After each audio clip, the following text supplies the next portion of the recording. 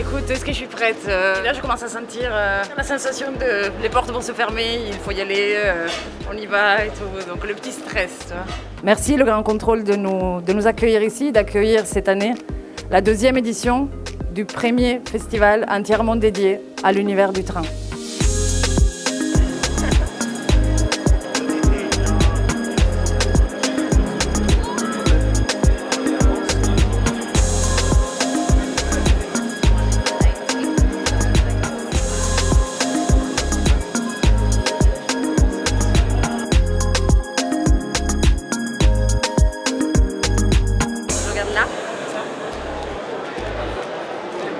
J'ai l'impression que t'es hyper bas. Ouais, t'inquiète, Ok. c'est pour te donner de l'importance. Oula, comme ça. C'est des voyages que t'as vraiment fait. Ah oui, bah oui. Du coup, j'ai mes tickets de train souvenirs de ces épopées ferroviaires. Est-ce que vous avez une anecdote, un souvenir particulier à nous raconter On a beaucoup de voyage. souvenirs parce qu'on voyage beaucoup en train avec nos 2 filles et c'est toujours un sport. Mais en fait, le train est aussi le moyen de transport le plus adapté pour les enfants parce qu'on peut jouer avec eux et en fait, ça devient un moment de jeu, de complicité.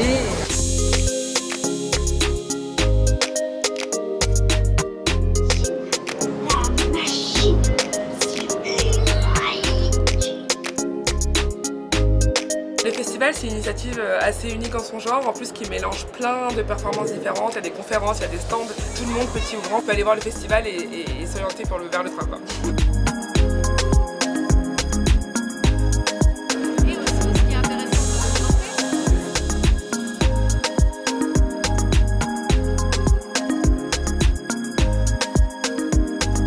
Ce qui maintenant me passionne, c'est de voir comment on donne envie de l'expérience du train, de retrouver le goût de ce voyage ferroviaire. Il y a une belle dynamique pour le train en France en ce moment. Il y a une encore plus belle dynamique pour le train de nuit.